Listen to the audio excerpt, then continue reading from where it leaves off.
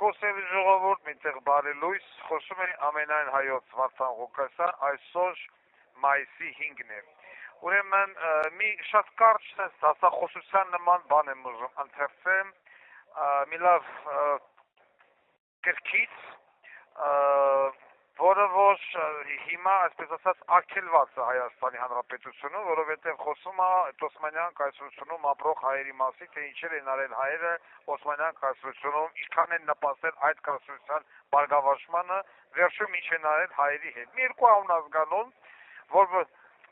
որոնք որ հիմա ջնջված են հայոց պատմության էջերից եւ աշխատում են, որպեսզի սերունդը դրա մասին չլսի։ Քանի որ Վարդան Ղուկասյանին լսում է ավելի շատ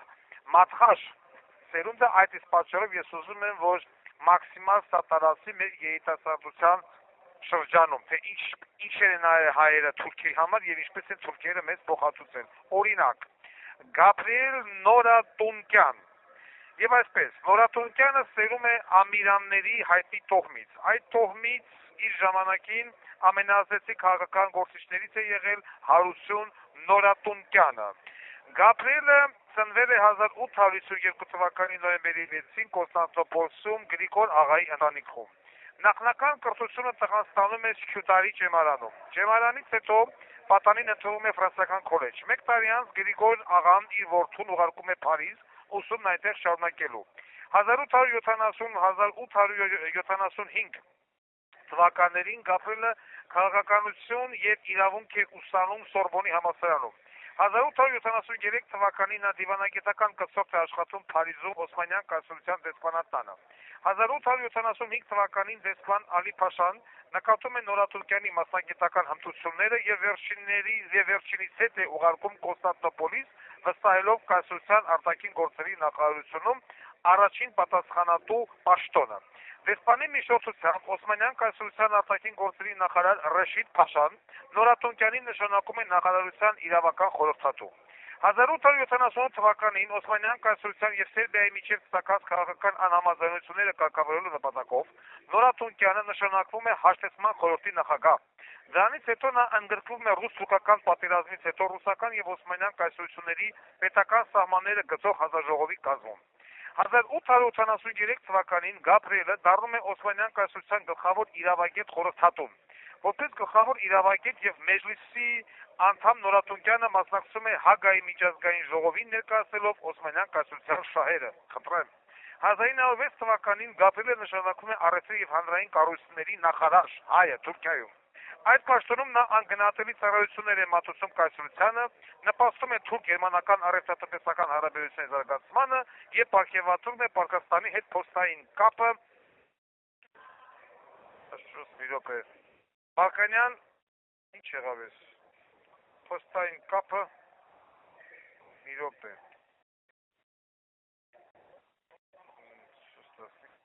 Բալկանյան պատերազմի ներողություն։ Բալկանյան պատերազմի նախորդին 1982 թվականի գարնանը Գաբրիել Նորատունկյանը ստանձնում է արդեն երիտուրքերի կառավարության արտաքին գործերի նախարարի պաշտոնը։ Նա ցաներ կացության մեջ գտնվող կայսրությանը արտաքին վտանգներից պաշտպանելու համար ջանք ու եռան չի խնայում։ Ավաղ Նորատունկյանը նույնպես հավատում էր երիտուրքերի խոստումներին, ոնց որ այսօր Նիկոլա նմանները քարոզում են ձեզ բոլորից։ Սակայն ընդամենը 10 տարի անց Լոզանում անցկացվող համաժողովին Գաբրիել Նորատունկյանն արդեն պաշտպանում է հայ ժողովրդի շահերը հանդես գալով երիտուրքերի կառավարության իրավահաջորդ Թուրքիայի հանրապետության դեմ։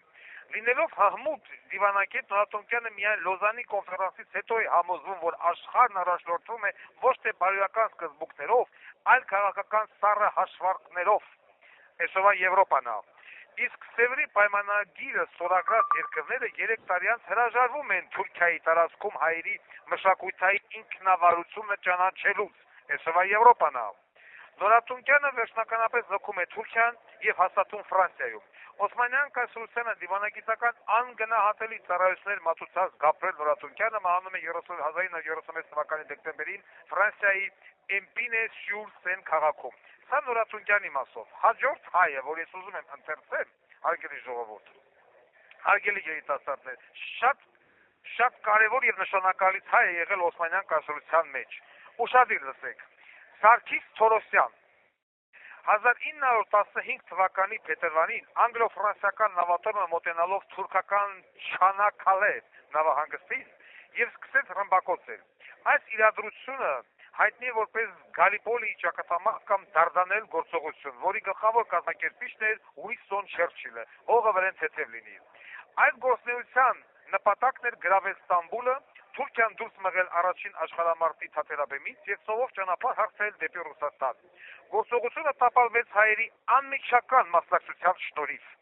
1915 թվականի փետրվարին Համիդյան ջարդերից հետո եւ մեծ եղեռնի նախաշեմին թուրքական կառավարության կազմում կային տասնյակ հայեր, իսկ օսմանյան բանակի կազմում եվրոպացիների դեմ կռվում էին հարյուրավոր հայեր, որոնց հարազատներն արդեն զոհ էին գնացել թուրքական կառավարության կազմակերպված էթնիկ զտումներին, որ այսօր որոշակի բոզի տղեկ ասում են հարց եղել է թե չէ։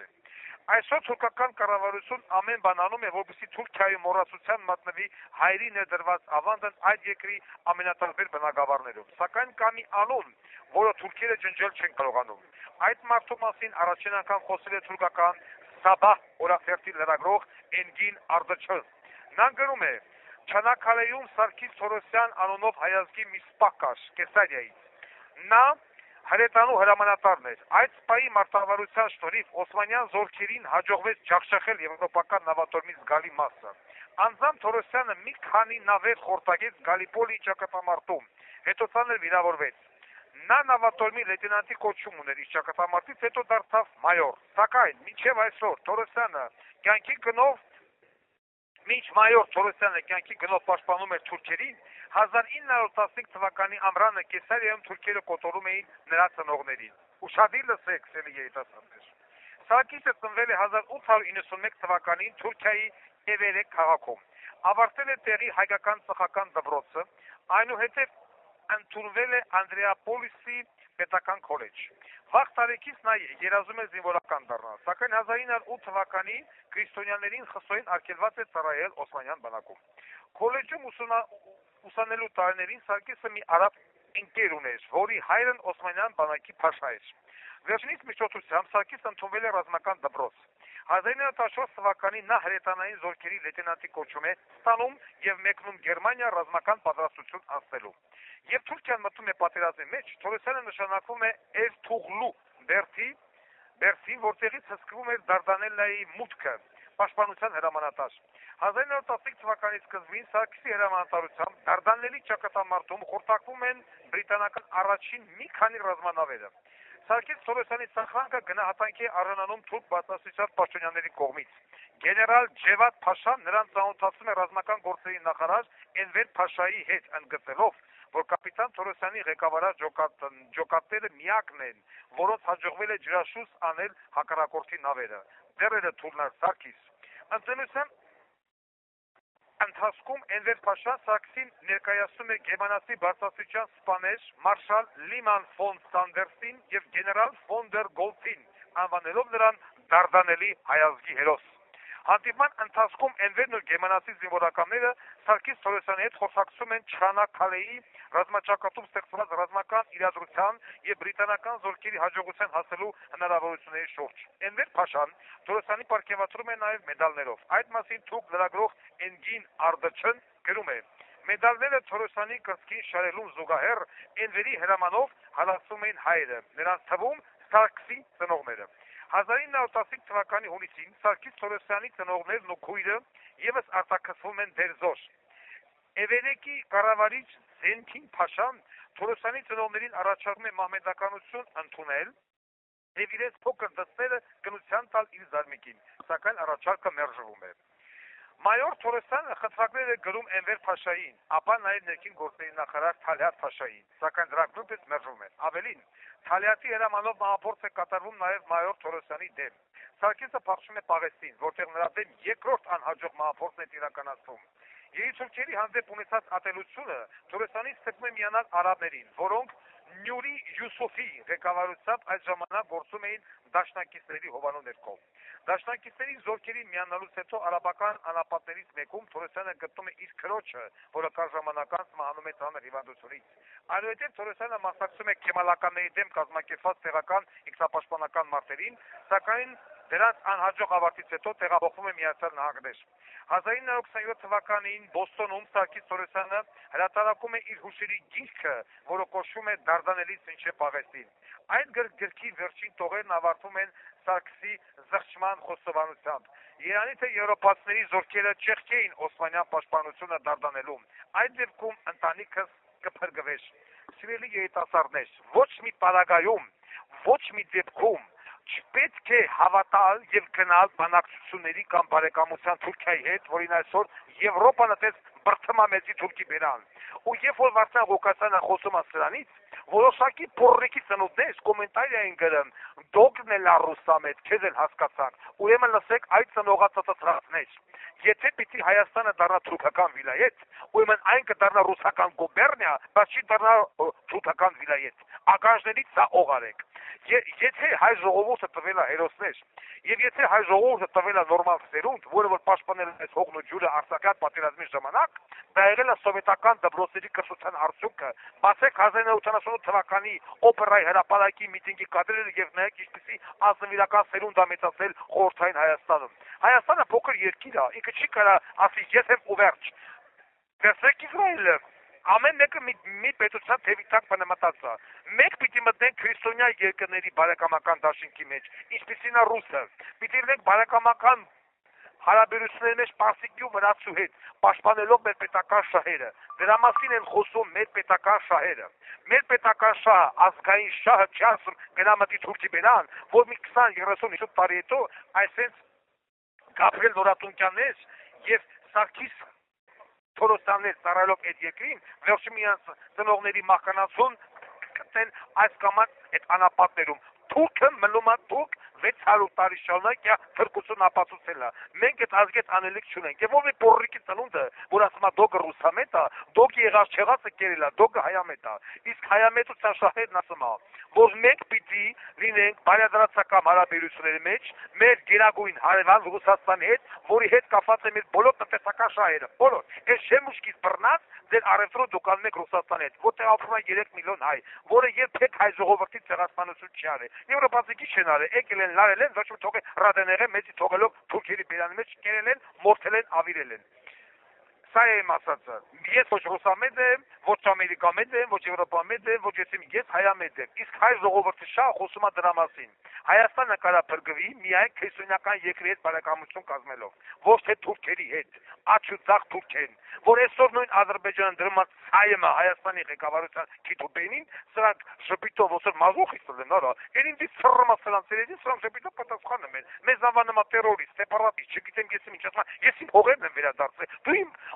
Դու իմ ոտերն ես կերել, թե դու քո հողերն ես վերադարձել, երբ այդ Արցախներն են թուրքական։ Ու այսօր բոլորը լռում են, այդ ընդդիմադի դաշտի գործիչները լռում են, սենց հայեր 100,000-ներով են եղել, որոնք ծառայել են թուրքերին, հավատացել են թուրքերին, վերջի միած մահկանացուն են կնքել առանց հարգանքի առանանալու, ծնողներով, տեղով, կոթերը փռել են արավի տակ։ Թուրքը երբեք պիտի հայ հետ խնդիրը վերջացրեց, ասելու է Վրաստանին։ Վրաստանի հետ խնդիրը վերջացրեց, ասելու է Հյուսիսային Կովկասին։ Ուտեց շարունակ։ Վարդան Ղուկասյանն ասում է. Սովետական միություն, ես դասիրակվել եմ Սովետական միության դպրոցներում, դասագրքերով, մեզ ասել են եղել է ցեղասպանություն, մեզ ասել են եղել է Արարատ, մեզ ասել են եղել է Կոմիտաս, եղել է Սևակ, եղել է Չարենց, եղել է Մեծարենց, Կապել Սունդուկյան, Զորաբ Գրիգոր եւ այլն դպրոցներում տիրում է կատարյալ agrագիտություն։ Թուրք երբեք չի հայ բարեկամ եւ Վարդան Ղուկասյանը երբեք այլամետ չի։ Վարդան Ղուկասյանը հայամետ է, իսկ Հայաստանի պետական եւ ազգային շահը խոսում է նրա մասին, որ մենք պետք է ունենանք բարեկամական հարաբերություն ռուսի, պարսիկի, վրացու հետ առաջնորդության սկզբունքով։ Եվրոպան լավն է, թող Վրաստանին ընդունել Եվրոպա, թող Թուրքիային ընդունել Եվրոպա, ոչ այդքան Թուրքիան լավն է։ Այսքանը տարածեք եւ կրթվեք հարգանքներով ամենայն հայոց Վարդան Ղուկասյան։